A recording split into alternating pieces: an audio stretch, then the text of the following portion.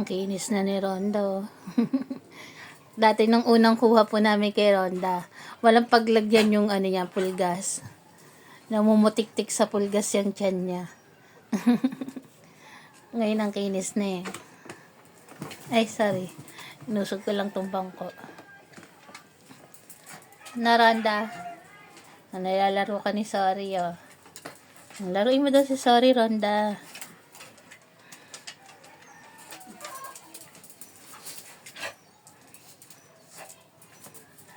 Si Mami Diba. Yan si Mami Diba. Tanggap ni Mami Diba si Ronda, no? Mami Diba. Mabait naman si Mami Diba, oh. Tanggap niya si Ronda. Good girl, Mami Dib. Good girl.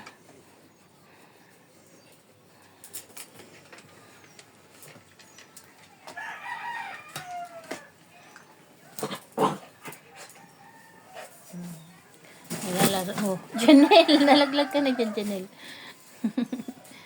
Nilalaro siya ni Sorry, eh. Oh.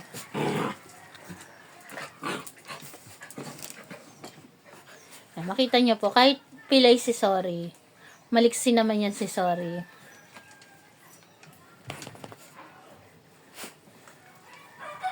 Playful pa rin yan si Sorry kahit pilay din siya.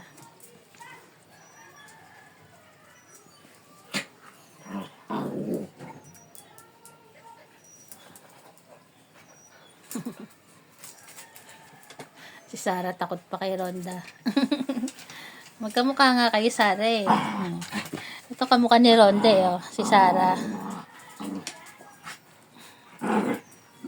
Good.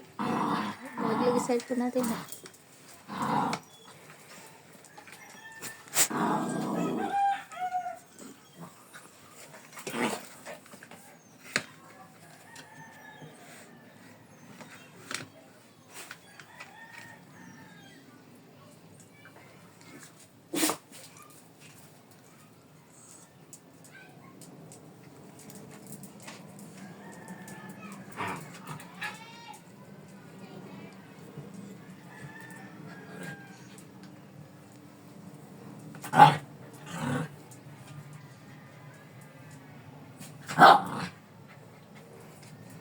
Laruin mo daw si Sorry, Ronda. Laro daw kayo ni Sorry.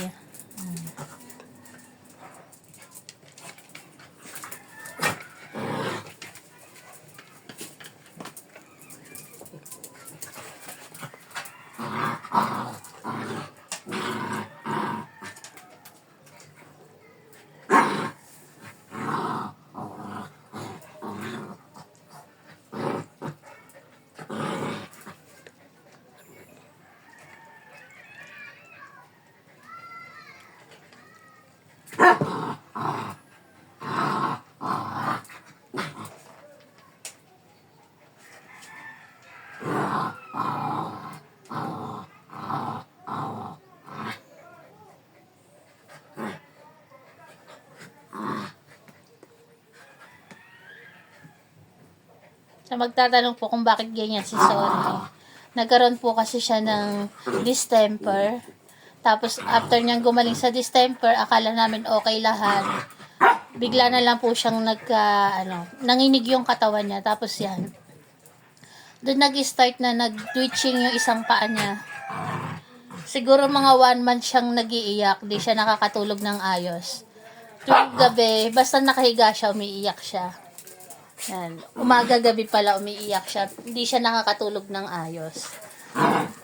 Tapos pina-second opinion namin siya sa ibang vet. Nabigyan siya ng tamang gamot. Yun, nawala yung pag-iyak niya. Hindi pala siya gamot ang binigay. Ang binigay vitamins. Yun, nawala yung pag-iyak niya. Kahit nagde-twitching yung paa niya, nakakatulog na siya ng diretso. Tapos, ayan o, makita niyo po. Ano na siya? Playful na playful, kahit ganyan yung paa niya. Hindi siya makalakad ng diretso. May time na pag naglalakad si Sorry, bigla na lang sumusubsob. Kasi nga po yung paa niya may problema. Pero ayan, makita niyo naman. Masigla pa rin si Sorry. Dami mo kalaro, Ronda, no? Dati isa lang kalaro mo sa labas, eh. Bronze, hayaan mo sila maging masaya. Si Bronze kontrabida yan eh. Hayaan mo, akala niya kasi kung anong ginagawa sa anak niya eh. Anak mo kasi ni Bronze yan, no? Pwera si Sorry. Si Sorry, apoy naman ni Bronze. Eto si Goku, saka si Caramel, anak ni Bronze. Akala niya kasi kung anong ginagawa ni Ronde. Diba? Nakita niyo naman po, madali silang sawayin. Kaya pag nandito, walang nag-aaway sa kanila kasi pag maramdaman pa lang namin na pwede silang mang-away o ano, nasasaway naman agad namin. Nakikinig naman po sila. Ayan po, good morning po sa ating lahat. Salamat po sa tumapos ng aming video na to. God bless po sa atin. Nag-stop na sila maglaro. Ayun si Rondo. Umiinom kasi si Sorry ng tubig. Lumabas doon sa likod. Baka magwiwiwi. Ayan po, God bless po sa atin. Salamat po sa tumapos ng video na to.